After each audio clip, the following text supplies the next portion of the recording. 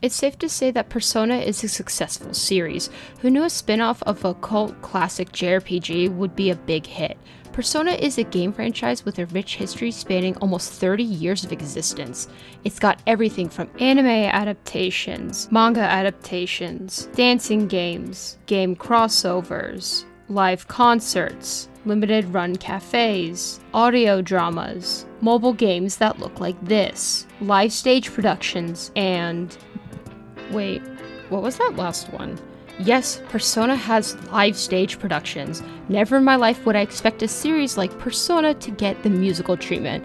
The thought of these characters in a musical is just funny to me. You know I want to see my kids sing and dance. And yes, these plays are official. So in this video, I will be discussing each Persona stage play in order of their release. Just a quick disclaimer, each of these plays are meant for a Japanese-speaking audience. I was able to find a few of them with English subtitles, and I'm going off the Megami Tensei Wiki. I got additional help from local Persona Live expert Rumio on Twitter. Thankfully, I had my knowledge of the source material, as well as my very limited Japanese, so apologies if my pronunciation is kinda bad. So, what's the deal with these stage plays? Well, they're actually called 2.5D musicals, and they're very popular in Japan and other Asian countries. The way to identify a 2.5D production is in the characters' costumes, makeup, and general accuracy to the source material. Honestly, name an anime, manga, or video game series popular in Japan, and there's a good chance that a 2.5D musical exists for that series. So series like Ace Attorney, Yakuza, Black Butler, Beastars, Naruto, Demon Slayer, etc.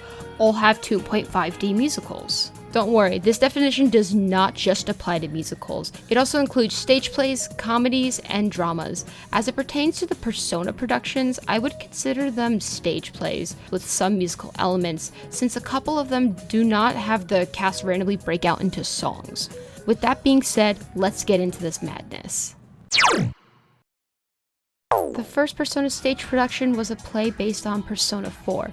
It had a limited release from March 15th to March 20th, 2012 in Sunshine Theater, and it would later be released on DVD on July 27th, 2012.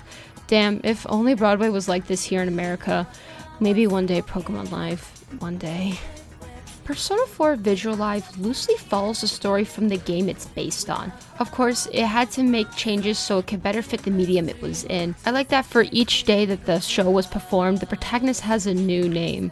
Great, now we have more random names to call the protagonists. Again, this is a loose retelling of Persona 4's story. This takes place during the Mitsuo storyline, and the intro is pretty much a speedrun of the investigation team's story thus far. Also, Rise is not present, but only voiced. Weird choice, but it was most likely due to time constraints. This could explain why the cast is so small in this performance, but the actors were able to put on a good show and everyone seemed to be having fun. I like the improv parts of the play even though I have no idea what's going on most of the time.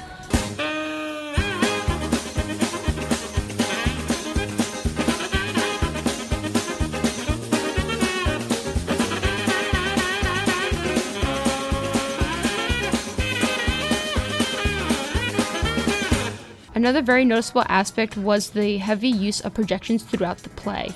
From sets to the personas, projections are pretty much used for everything. This can be said about each performance you'll see in this video and other 2.5D productions. I also like the clever ways they used them to transition from one scene to the next. At times it felt like they were testing out what they could do with the projections, which there's no shame in that.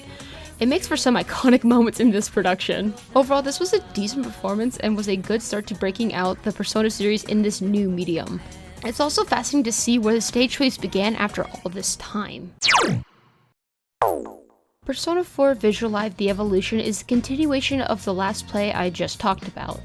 It ran from October 3rd to October 9th, 2012, at the exact same location, and the DVD was released on February 15th, 2013. Right away, I like this production much more than the previous one, and no, it's not because the Naoto arc happens or that Margaret's finally featured.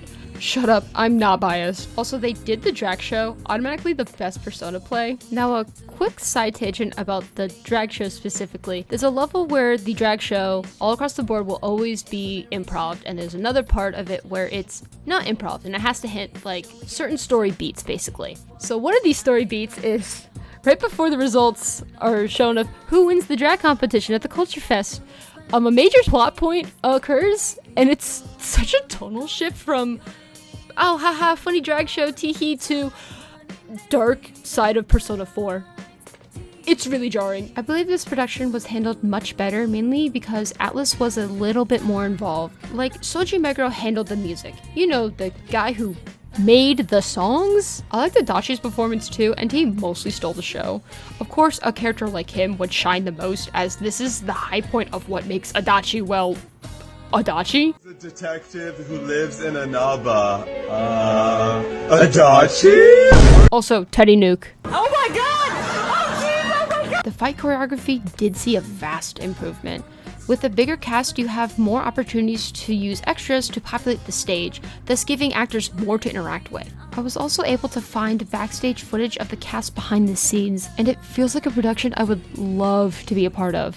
If only Alice didn't shut down the Persona 4 fan musical. Persona 3 The Weird Masquerade was a 5-part stage production from January 8th, 2014 to April 23rd, 2017, along with the DVD release a few months after each part finished its run. Weird Masquerade follows the storyline from the original 2006 game and the 2009 PSP game. Finally, some FEMC acknowledgement. Also, the musical has 10 acts in total if you watch both versions, the longest production to date. Not only is the production accurate to the games, but it also involves a lot of big names, such as Shota Ai as the Persona 3 pro tag, or that guy in the episode of Pop Team Epic. That show's still relevant, right? It better be. Zaka's, I guess, like, she's the perfect person to play this character. I can't get over how amazing Zack is, I guess. Also some other familiar faces in the J-pop scene. Like, seriously, how did they keep them in their roles for over 5 years? I adore the choreography in these plays. It has no right being this good. The deep mentality sequence is one of my favorite parts of the first act. It's also a clip I won't shut up about to the day I die. Speaking of things I won't shut up about, the Yukari and Mitsuru scenes in all of these plays go crazy. They made a pinky promise at the shrine, and both of their second awakenings happened one after another with little to no days between them. The whole scene of Mitsuru and Yukari saying they would sacrifice each other during the Emperor and Empress shadow operations. The hug when Mitsuru has the strength to face her team after reconciling with the sins of the Kirijo group leads to all the girls hugging her. I'm reminded why I love these characters so much in moments like these. I adore the way they handle the dynamics that each of the characters has with one another. The cast really did their homework on this one. Songs like Touch My Heartstrings and Twin Souls show how well they understand the material that they were given. Even silly little songs like Ryoji's Shining World.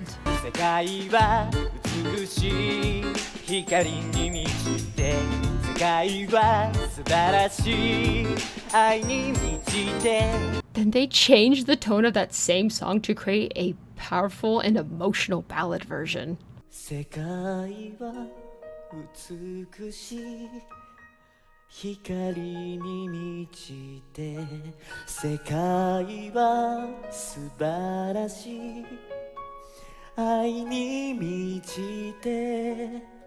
Yet another version of Ryoji that was way better than what we got in the games. As much as I love the cast, we also got terrific behind the scenes footage of the work put into these plays, from cast members doing silly impressions of each other to countless rehearsals, hell, even celebrating their birthdays together. Seeing backstage photos and videos made me happy to see them at work, but still had time to have fun.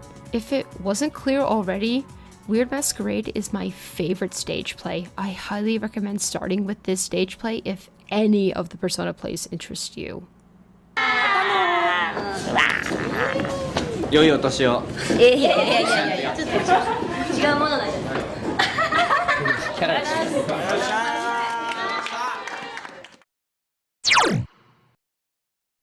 Between the run of the Weird Masquerade, the Persona 4 Arena games got live stage productions.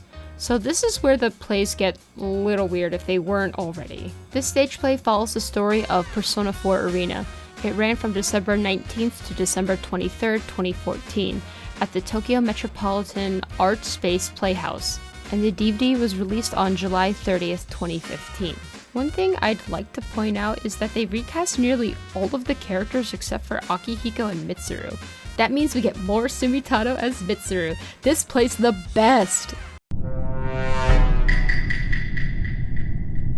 Oh no, shadow kanji scenes. Wait, why is it going on for so long? Wait, please stop, please! Yeah, so one thing I did not like to see was the scenes of shadow kanji being used for comedy. But it's worse when it goes on for almost 5 minutes? Like, guys, we get it. And how fucking dare anyone out there make fun of Britney after all she's been through? What you don't realize is that Britney's making you all this money and all you do is write a bunch of crap about her. Leave Britney alone! Look how they mess with my boy. There are a few parts where nothing but comedy happens. Don't get me wrong, comedic moments have their place in these plays, but I have an issue when it starts to affect important parts of the story. One critical element that was hurt by this was Labrys's backstory. Now, she's an important character in the Arena games, especially the first one. Fun fact, Labrys is my favorite Persona spin-off character. When I was told about this stage play, I was excited to see how they would adapt her backstory, as she's one of the most tragic characters in the Persona series. They could have done this character so much more justice, especially when these stage plays gave us such a stunning perspective on a character like Ryoji. I still love this play in its own right, but I can't help but bring up the issues it has in hindsight. In a way, I should have expected this coming from a stage play that's based on a spin-off game that's meant to supply fan service over lore. First thing, protein. Second thing, protein. Third, fourth, and fifth, more protein. Don't you think that's rather unbalanced? Persona 4 The Ultimax Ultra Suplex Hold ran from July 6th to July 10th, 2016 at Theater G Rosso, and its DVD release was on November 25th, 2016. Quick note, this play was the hardest to find a copy of, so shout out to Rumio for helping me track down one. I strongly believe that this play is a massive improvement from the issues I brought up in the previous section. There were moments where comedy happens, but it also takes time to develop the characters, our main focus being Sho Minazaki. And let me just say that his actor Tomasune Yuki did an amazing job as him. I love the little fidgets he does and when Sho shifts into Minazaki. Also, holy shit, his eyeliner, like, slay! Slay!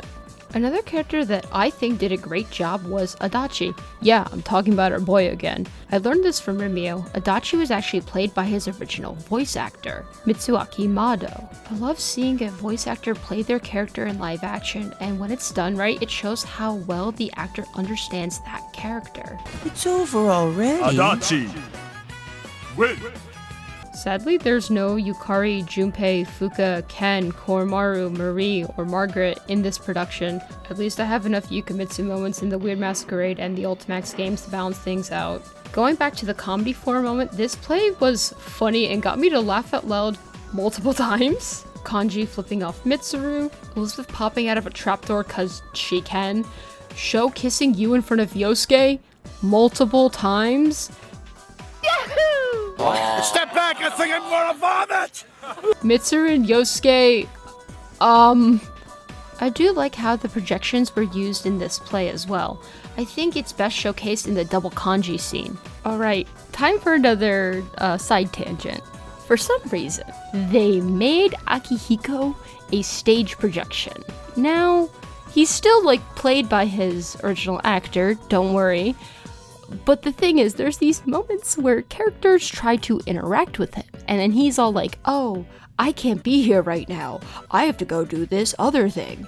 And then he immediately YouTube off. And I think it's the funniest thing in the world. And now in all my research for this video, I can't for the life of me figure out why they did this. I don't know if it was an inside joke or something. I don't know.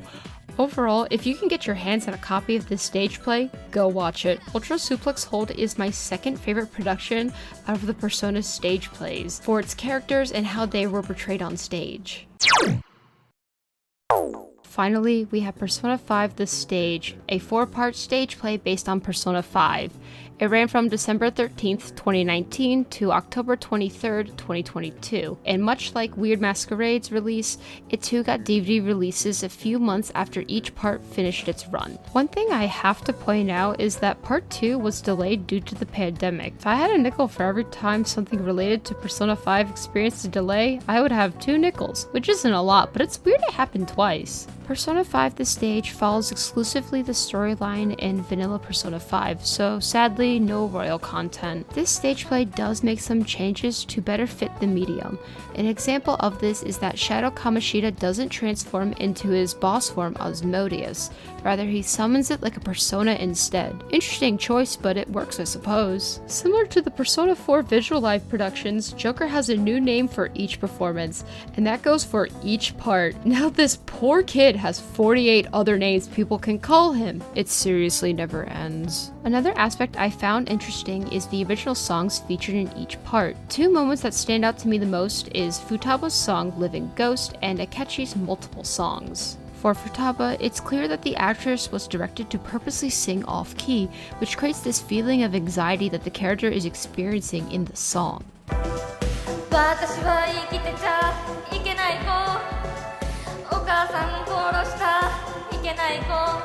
Now, Akechi has 4 songs, 1 per part, but one that stands out to me the most is the song It's My Victory. To avoid spoilers, it's a song that sounds dramatic and almost hymn-like. Combined with Akechi's twisted actions, it puts his true intentions into perspective and shows how he views Joker as a rival. Now to address the elephant in the room, or rather large monster cat. Yoink. Easy work. No need to resist, buddy. You're coming home with me. The suit they use for Morgana is really cute. I honestly prefer it over the Teddy suit. I will not tolerate any Morgana suit slander in this house either. Persona 5 The Stage is currently the most readily available stage play out of all the plays I covered. It has an official English sub available on Crunchyroll. 僕もお腹減ったな。は？違ったかな？美味しそうなパンケーキって聞こえたから。まあいいや。じゃあまたスタジオで。Pancakes. I don't want to hear that word again for a long, long time. Hey, leave the pancakes out of this. That was every Persona stage play that I'm aware of or as of this upload. Man, I hope they announce Persona 6 this stage before the actual game. Maybe it'll leak. All jokes aside, these plays are exciting to watch. These plays may seem strange, especially if you're a Western Persona fan, but 2.5D productions are becoming a big deal outside of Japan. In February 2022, Spirited Away got a stage adaptation that had a limited theatrical release worldwide. And a year later, the Attack on Titan musical premiered and had a run on Broadway in October 2024. Now, I bring these examples up because I strongly believe that there's a demand for 2.5D productions outside of Japan, or at least productions akin to 2.5D productions. I know so many people who see out of context clips of the Persona stage plays. Hell, I was one of them originally. My only complaint about these plays is that it's nearly impossible to access them legally, which is such a shame since they're so interesting. With that being said, I hope this video piqued your interest in 2.5D productions, and I want you guys to seek them out if you can. Who knows, maybe Atlas will do a larger streaming release for these stage plays intended for Western Persona fans. Well, this is awkward. A new Persona 3 stage play got announced. It's called Persona 3 Lunation Act. I personally think they'll be covering reload content. They're being very vague about this. I don't know what they're gonna do with this. Welcome back, Persona 3 Weird Masquerade. We missed you so much. Thank you so much for watching this video. I know you've been following me for a while. This video took me a very long time to make. I got caught up in a really bad mental health episode that lasted almost a year, and work also has been kicking my butt a lot.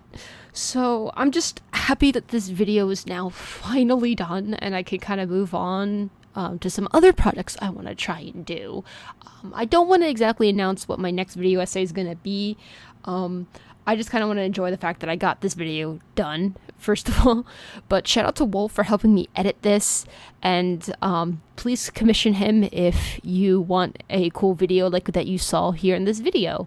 So yeah, thank you so much for watching again. I'll see you guys around. Bye!